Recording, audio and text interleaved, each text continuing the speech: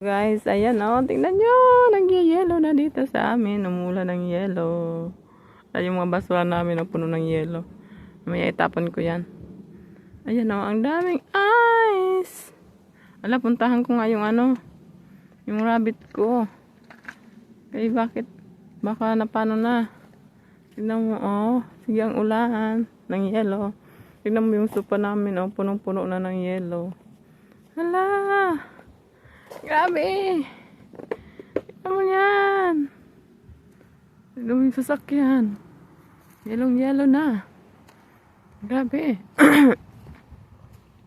Punong-puno ng yellow.